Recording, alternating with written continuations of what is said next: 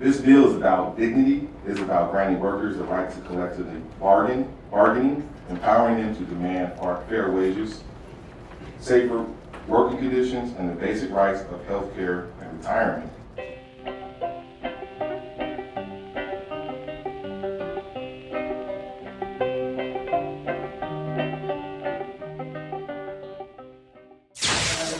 For the record, I'm Vicki Christopherson, here today on behalf of the Washington Cannabis Business Association.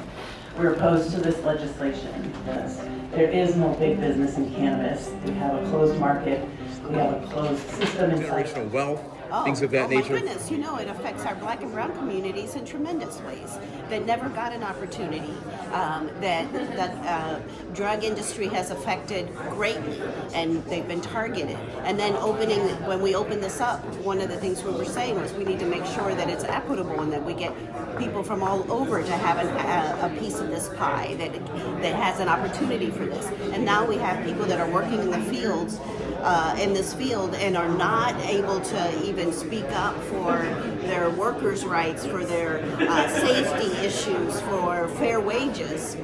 That's just not the way to go.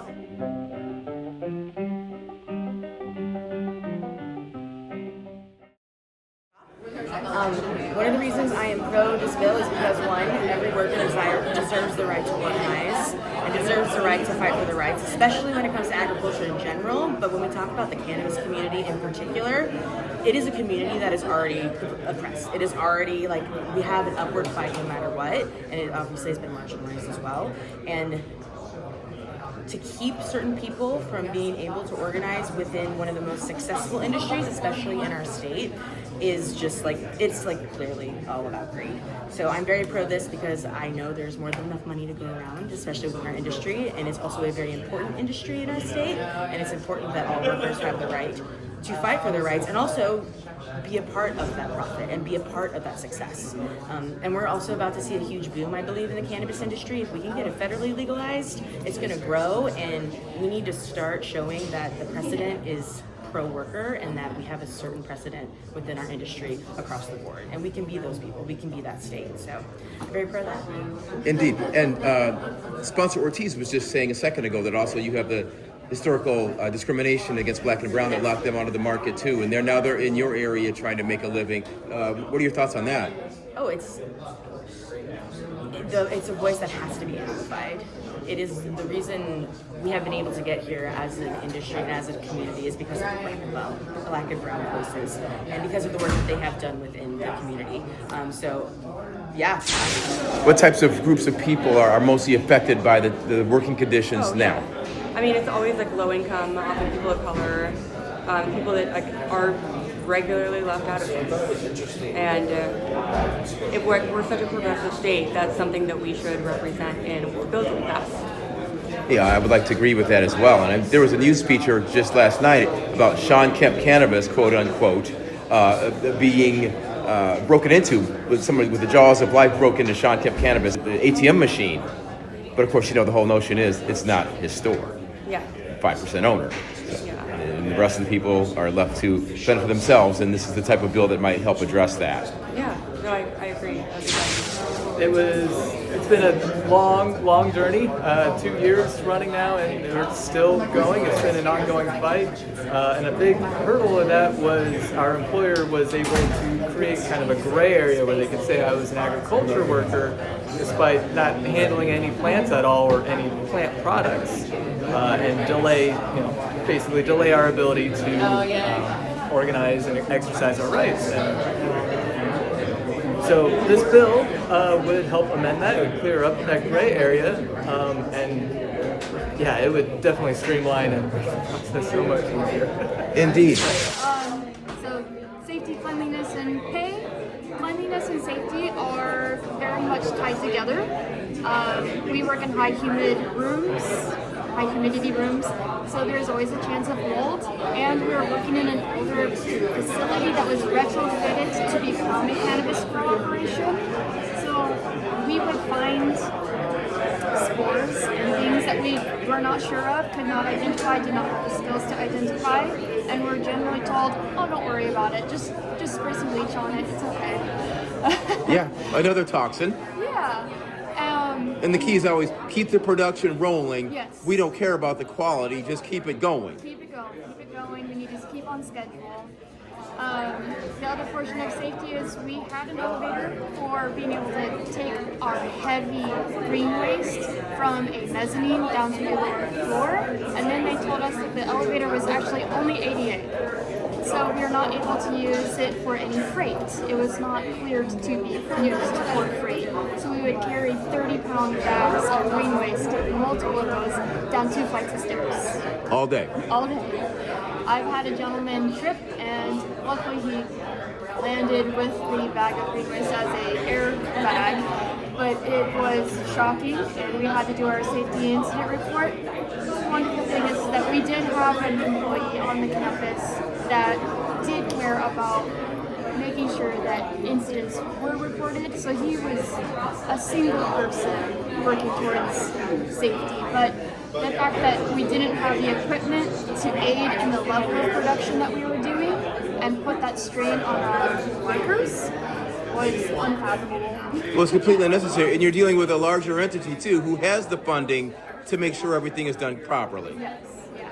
I understand, but yet you're getting pushed back. Yeah. Wow, yeah, understood. Anything more? Hey, we didn't Yes, talk let's about get to it. that then.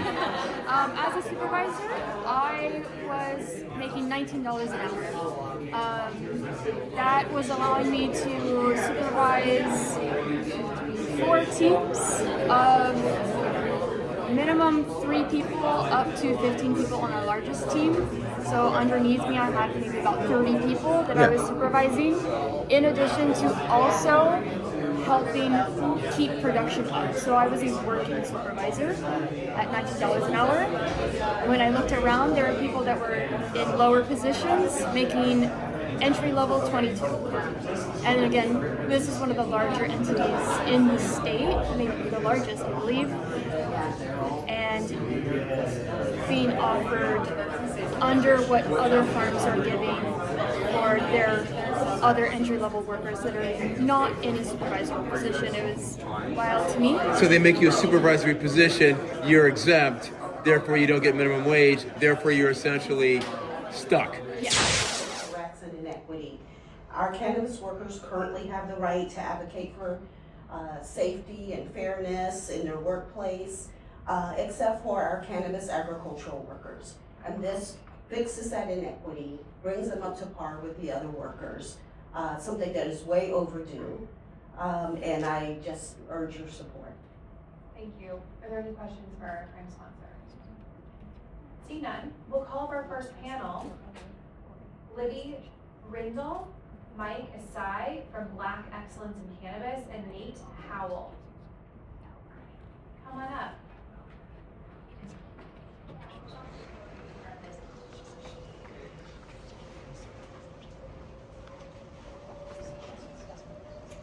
I'm aware that we now have an overflow room. So Libby Rindle might be in the overflow room. Okay. She's on Zoom. Okay, great. So can we promote that person? Hi there. Hi, Libby. Can you hear us? Hi, yes. Can you hear me? Yes, we can. Please proceed. You have 90 seconds. Okay, thank you. Good morning, Chair Barry and members of the committee. My name is Libby Rindle, and I'm the Director of Operations and part owner of Lilac City Gardens, a cannabis producer processor in Washington State, and a member and strong supporter of the Washington Cannabis Workers Club. I've been working in cannabis agriculture since 2018, and I'm here today because I believe the industry can and must do better for its workers.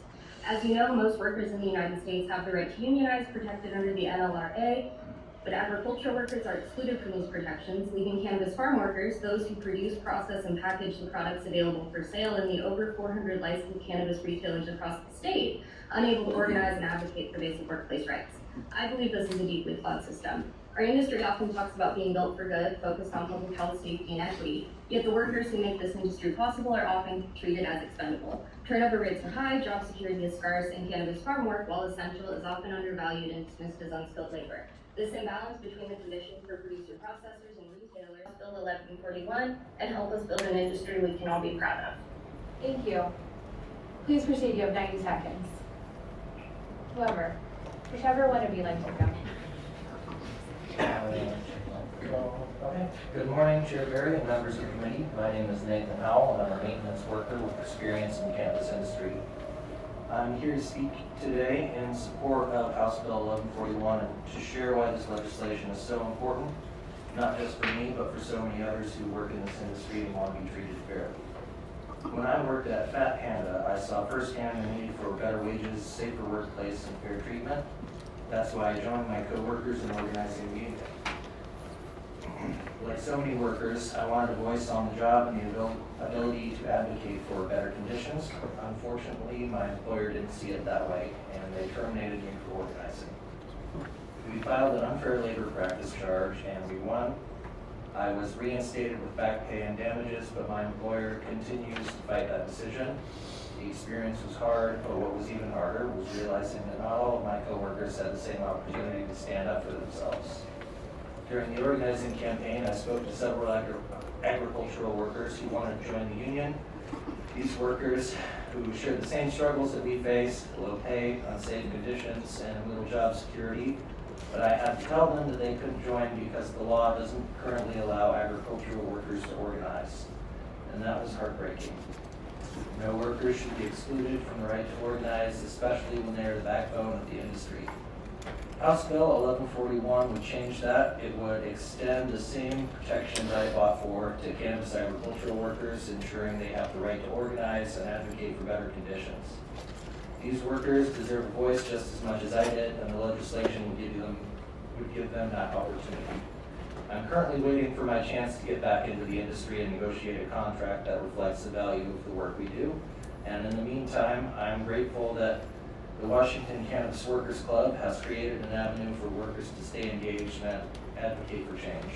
Please proceed. Good morning, Chair Berry and members of the committee. My name is Mike Asai. I'm Vice President of Black Excellence in Cannabis. I am also the founder of Emerald City Collective, the first medical dispensary downtown Seattle. We are pro on House Bill 1141. I speak before you today not just as Mike Asai, but as a voice for Black excellence in cannabis, a mission born out of the struggle, resilience, and hope of people who have endured far too much. Our purpose is to advance racial and economic justice in the cannabis industry, ensuring that this growing sector does not more than promise equity, it must deliver it to those who have suffered the greatest harm of the war on drugs. House Bill 1141 is more than a policy proposal. It is a moral imperative, a call to correct the legacy of injustice. For decades, Black and brown communities bore the brunt of cannabis criminalization. We were over-policed, over-incarcerated, and economically excluded. Now as this industry flourishes, many of the same communities find themselves working in the fields, cultivating the very plant that once was used as a weapon against them. Yet they remain excluded from the protections and opportunities that are their due. This bill is about dignity, is about granting workers the right to collectively bargaining, empowering them to demand fair wages, safer working conditions, and the basic rights of health care and retirement. These are not privileges, these are fundamental necessities. For those from the marginalized backgrounds, they are the keys to breaking the generational cycles of poverty and building a foundation for long-term stability. Let us not forget, this bill is about equity. We hear so often about the cannabis industry's commitment to social equity, but how can we claim equity if the very workers who make this industry possible are left behind? Representative, I've heard that the agricultural community isn't able to unionize, but the bill in the title, which we can't change, it says that this is designed for agricultural cannabis workers, which represents a small section. Why bring this benefit to such a small section when we could, But right now, the cannabis community is one that we are enhancing in the state. It's one that we have said we're going to legalize and we're going to move it in a direction and try to correct a wrong from the past. And so it became a priority to address that issue first. There is no big business in cannabis. We have a closed market.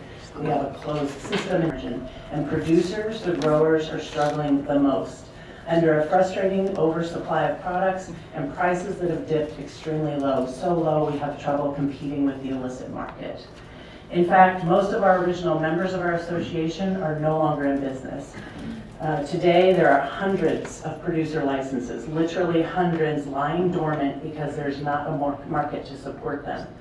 We struggle to understand why this industry is being singled out for this effort. There is a long history and significant policy reasons behind the restrictions surrounding agriculture labor laws, and those issues apply to cannabis as well. Like any other agriculture work, cannabis cultivation requires precise timing that is not a good fit for these structures. If the Labor Relations Act has been created for Washington agriculture, the Growers League favors a system that requires a secret ballot election to be used for all determinations of representation. I assume they would have a choice and they can vote their conscience. Thank you. Thank you for your testimony. The point they brought up about the fact that it only covers cannabis agricultural industry workers, it's something that could be improved. It's something we could see improvement on in the future. Agriculture is a very large industry in Washington, so you really have to get your foot in the door somewhere. And cannabis is really relevant in this very current time, because we've got a lot of farms that are trying to organize and get out from very dangerous, unstable conditions that are currently not able to, a degree that differs from some other industries. Yeah, indeed. What about the balloting? Did you have any concerns about the balloting? I do see the concern in the removal of instating a card check process. However, I'm not as concerned about that because one of the steps of resistance a lot of workers have is fear of retaliation, and if a card check process is unable to be installed, there won't be a long out protracted process where employees will have to worry about having their own names dragged through the mud.